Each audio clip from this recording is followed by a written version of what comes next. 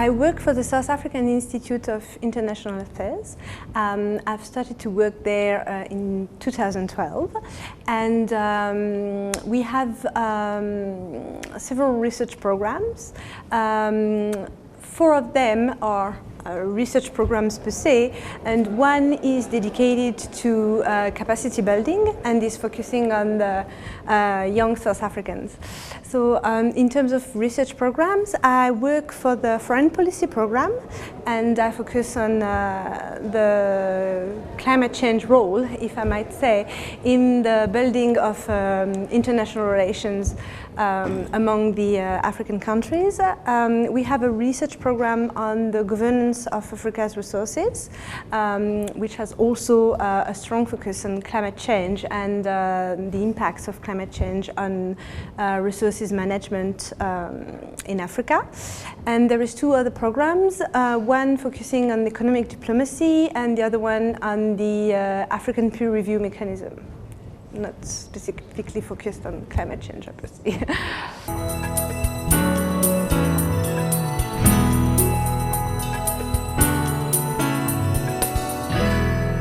So what we can hope for this COP is actually to start focusing on actions, on practical actions, and on policies implementation. So when it comes to the African continent, you do have a lot of national policies that have been developed at the country level. You have regional and even continental frameworks that are implying that actions must be undertaken to tackle climate change challenges.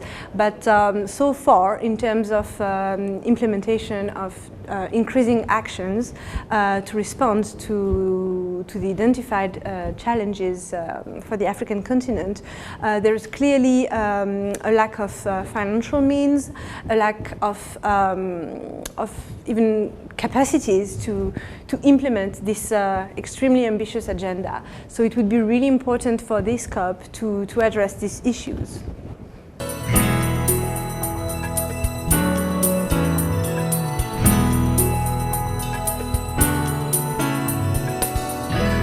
Well, I think in terms of awareness, I'd say that now you do have, you had actually an increasing of awareness over the past decades, but I'd say that yes, today the risks are better known. When it comes to having the capacities of addressing these challenges and particularly the cumulative effects of climate change, there is still room for improvement, of course.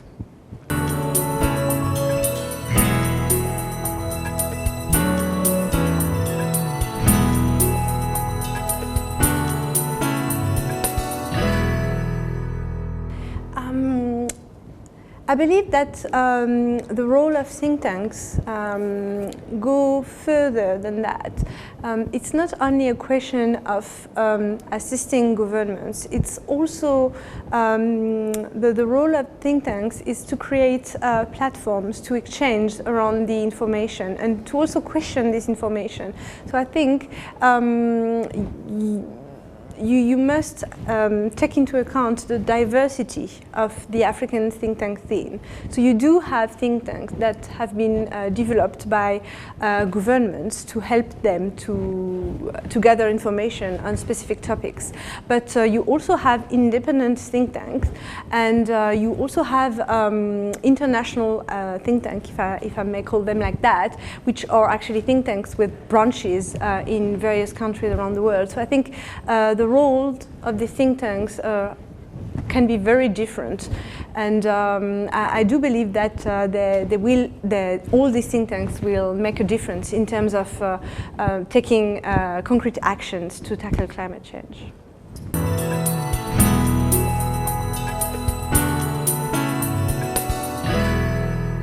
I think at this conference level, what would be really interesting is to really manage to put together a network among the African think tanks that would be able to bring forward the work that think tanks are doing at the continental level, particularly during events like the COP22. And as I suggested during my panel, I think it would be interesting to use perhaps the African pavilion during the COP22 to gather think tank events that would be dedicated to the work that the think tank have been doing, the African think tank have been doing at the continental level.